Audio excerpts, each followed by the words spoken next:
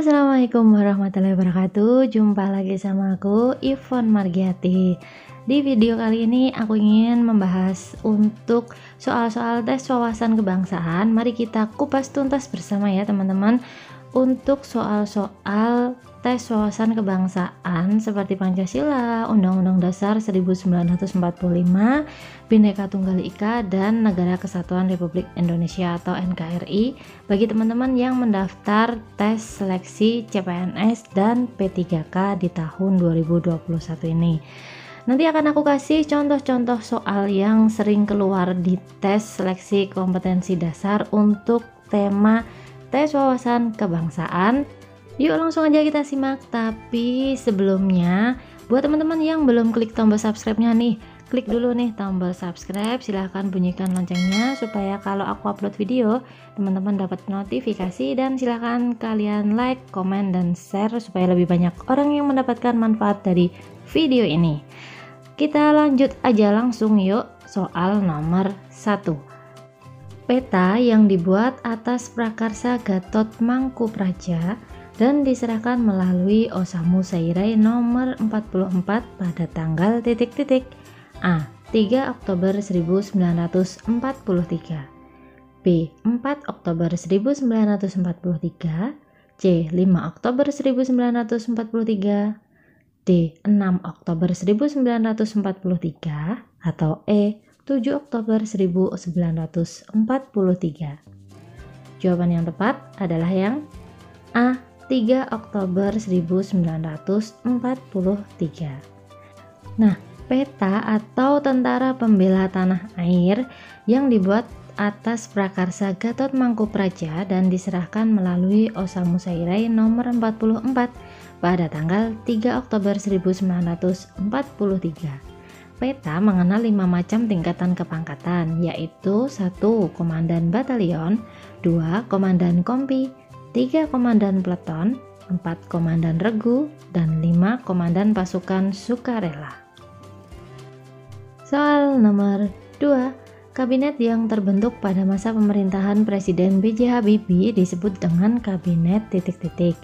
A. Kabinet Pembangunan, B. Kabinet Ampera, C. Kabinet Reformasi Pembangunan, D. Kabinet Kerja, atau E. Kabinet Indonesia Bersatu. Jawabannya adalah yang C. Kabinet Reformasi Pembangunan. Kabinet Reformasi Pembangunan adalah kabinet pemerintahan Presiden ketiga Republik Indonesia B.J. Habibie. Kabinet ini diumumkan pada 22 Mei 1998 dan bertugas sejak 23 Mei 1998 hingga masa baktinya berakhir pada 20 Oktober 1999. Kabinet ini terdiri dari sejumlah menteri koordinator, sejumlah menteri pemimpin departemen, sejumlah menteri negara, sekretaris negara, dan jaksa agung. Soal nomor 3. Kabinet Gotong Royong II berlaku pada masa pemerintahan Presiden ... A. Soekarno, B. B.J. Habibie, C. Megawati Soekarno Putri, D.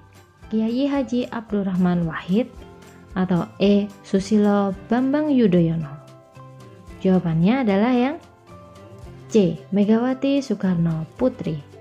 Kabinet Gotong Royong II adalah kabinet pemerintahan Indonesia, pimpinan Presiden Megawati Soekarno Putri dan Wakil Presiden Hamzahas. Kabinet ini dilantik pada 10 Agustus 2001 dan masa bakti berakhir pada 20 Oktober 2004. Soal nomor 4.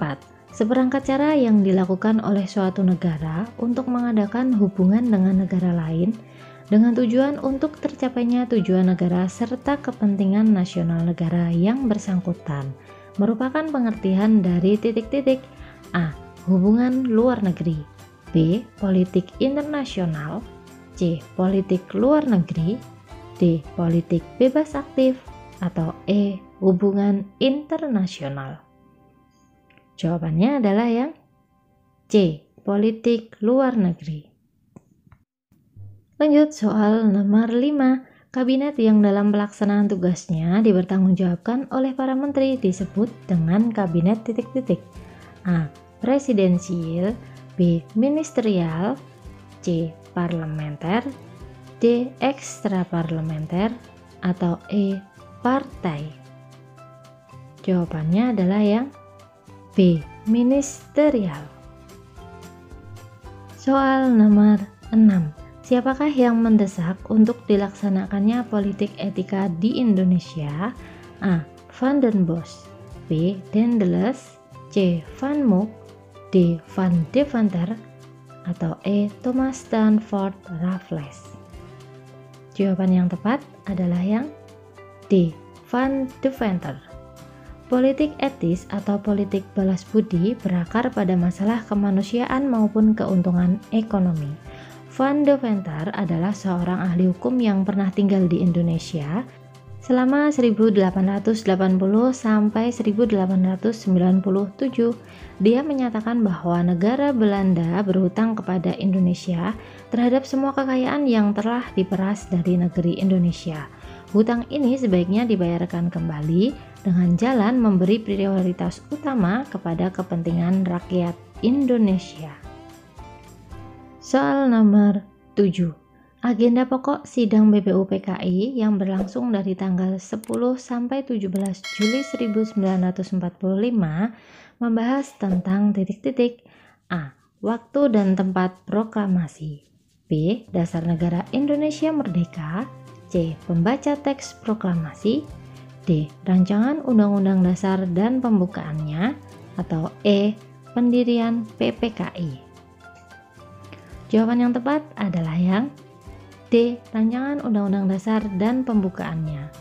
Agenda pokok sidang BPUPKI yang berlangsung pada tanggal 10 sampai 17 Juli 1945 membahas tentang rencana pembuatan Undang-Undang Dasar 1945 dan pembukaannya. Oleh karena itu, BPUPKI membentuk panitia perancang Undang-Undang Dasar yang diketuai oleh Insinyur Soekarno dengan jumlah anggota 18 orang. Lanjut ya teman-teman, semangat untuk soal nomor 8. Sikap yang perlu dikembangkan untuk mewujudkan persatuan dalam keragaman antara lain sebagai berikut, kecuali titik-titik. A. Lebih mengutamakan negara daripada kepentingan daerah atau suku masing-masing. B. Menerima keragaman suku bangsa dan budaya sebagai kekayaan bangsa yang tak ternilai harganya. C. Tidak menganggap suku dan budayanya paling tinggi dan paling baik. D. Mengembangkan sikap kaufinisme. E. Tidak memandang rendah suku atau budaya yang lain. Jawabannya adalah yang D. Mengembangkan sikap kaufinisme. Apa sih yang dimaksud dengan kaufinisme? Kaufinisme itu diartikan sebagai sikap atau cinta kepada tanah air yang sangat berlebihan. Hal ini dapat menyebabkan perpecahan. Jadi itu sebaiknya dihindari ya teman-teman, wajib dihindari. Untuk soal nomor 9. Sidang PPKI 3 dilangsungkan pada tanggal titik-titik. A. 20 Agustus 1945, B. 21 Agustus 1945, C. 22 Agustus 1945, D. 23 Agustus 1945, atau E. 24 Agustus 1945? Jawaban yang tepat adalah yang C. 22 Agustus 1945.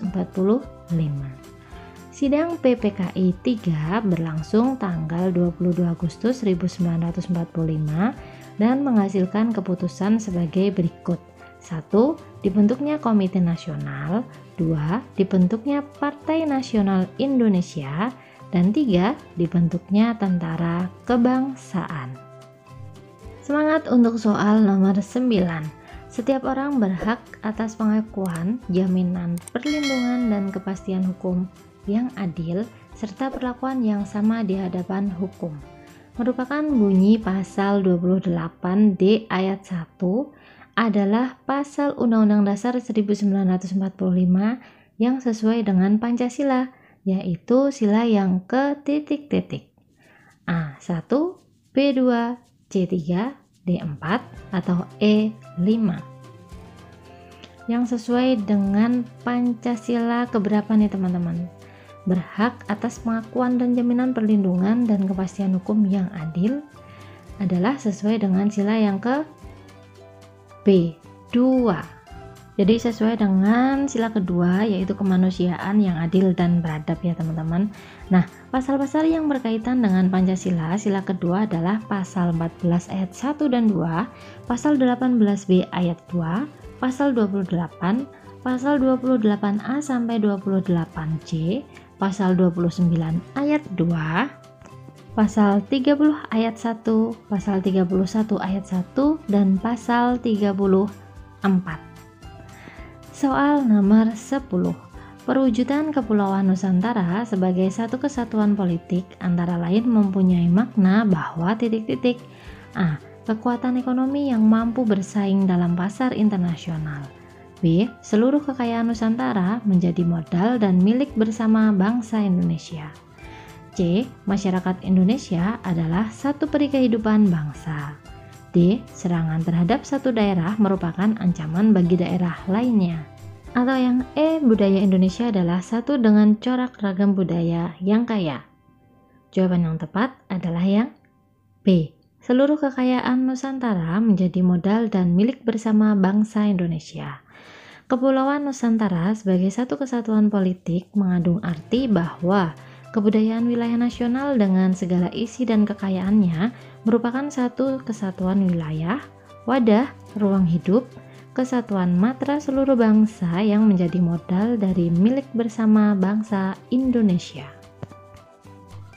Soal nomor 11. Amandemen Undang-Undang Dasar 1945 yang pertama kali dilakukan pada tanggal A. 18 Oktober 1999, B. 19 Oktober 1999, C. 18 Agustus 2000, D. 18 Agustus 2001, atau E. 9 November 2001. Jawaban yang tepat adalah yang B. 19 Oktober 1999. Amandemen Undang-Undang Dasar 1945 pertama kali dilakukan dalam sidang umum Majelis Permusyawaratan Rakyat atau MPR yang diselenggarakan pada tanggal 14 sampai 21 Oktober 1999. Amandemen ini diterapkan terhadap 9 pasal, yakni pasal 5, pasal 7, pasal 9, pasal 13, pasal 14, pasal 15, pasal 17, pasal 20, dan pasal 21. Soal nomor 12. Amandemen Undang-Undang Dasar 1945 yang kedua dilakukan pada tanggal A. 18 Oktober 1999, B. 19 Oktober 1999, C. 18 Agustus 2000, D. 18 Agustus 2001, atau E. 9 November 2001. Jawaban yang tepat adalah yang C. 18 Agustus tahun 2000. Jadi amandemen itu dilakukan ada 4 kali ya teman-teman. Yang amandemen pertama itu pada tahun 1999, amandemen kedua itu pada tahun 2000. Amandemen kedua terjadi pada sidang tahunan MPR pada tanggal 7 hingga 18 Agustus tahun 2000. Ada 25 pasal yang mengalami perubahan atau tambahan. Selain itu, ada 5 bab yang mengalami perubahan penting di beberapa bidang. Antara lain, 1. Otonomi daerah atau desentralisasi. 2. Penegasan fungsi dan hak DPR. 3. Perluasan jaminan konstitusional hak asasi manusia. 4. Sistem pertahanan dan keamanan negara. 5. Pemisahan struktur dan fungsi TNI dengan Polri. 6. Pengaturan bendera, bahasa, lambang negara, dan lagu kebangsaan. Soal nomor 13. Amandemen Undang-Undang Dasar 1945 yang ketiga dilakukan pada tanggal A. 19 Oktober 1999, B. 18 Agustus 2000, C. 18 Agustus 2001, D. 9 November 2000, atau E. 9 November 2001. Jawabannya adalah yang E. 9 November 2001, amandemen ketiga. Amandemen Undang-Undang Dasar 1945 ketiga berlangsung pada sidang umum MPR, yaitu pada tanggal 1 hingga 9 September tahun 2001. Ada 22 pasal perubahan atau tambahan dan 3 bab tambahan. Soal nomor 14. Amandemen Undang-Undang Dasar 1945 yang keempat dilakukan pada tanggal titik-titik A. 18 Agustus 2000, B. 18 Agustus 2001, C. 9 November 2001, D. 10 Agustus 2001, atau yang E. 10 Agustus 2002. Jawabannya adalah yang E. 10 Agustus 2002. Amandemen keempat ini disahkan dalam sidang tahunan MPR tanggal 1 sampai dengan 11 Agustus tahun 2002. Hasil amandemen keempat yaitu ada 2 bab dan 13 pasal yang diamandemen, antara lain bab 13 dan bab 14, pasal 2, pasal 6A, pasal 8, pasal 11, pasal 16, pasal 23B, pasal 23D, pasal 24, pasal 31, pasal 33, pasal 34, dan pasal 37. Soal terakhir, soal nomor 15. Hukum yang ditetapkan oleh negara-negara dalam suatu perjanjian negara disebut dengan titik-titik. A. Hukum adat, B. Hukum traktat, C. Hukum doktrin, D. Hukum jurisprudensi, atau E. Hukum undang-undang. Jawabannya adalah yang B. Hukum traktat. Jadi, hukum yang ditetapkan oleh negara-negara dalam suatu perjanjian negara itu disebut dengan hukum traktat. Nah, perjanjian ini bisa berkaitan dengan berbagai macam aspek yang menyangkut hajat hidup orang banyak. Misalnya, aspek ekonomi, sosial, budaya, bahkan peperangan yang nantinya akan disahkan menjadi sebuah hukum oleh DPR. Hukum traktat itu dapat dibagi menjadi 2 jenis nih teman-teman. Yang pertama, hukum traktat bilateral atau perjanjian antara 2 negara. Dan yang kedua adalah hukum traktat multilateral atau perjanjian dengan lebih dari 2 negara. Perjanjian-perjanjian ini bersifat mengikat antar negara-negara tersebut. Contohnya, perjanjian bagi hasil yang dibuat antara pemerintah Indonesia dengan PT Freeport Indonesia. Oke teman-teman semuanya, sampai di sini dulu ya video kita kali ini untuk pembahasan mengenai soal-soal tes wawasan kebangsaan bagi teman-teman yang daftar CPNS dan P3K di tahun 2021 ini. Semoga latihan soal-soal kita kali ini bisa membantu teman-teman dalam belajar, dan semoga besok ada materi yang keluar ya teman-teman ketika tes.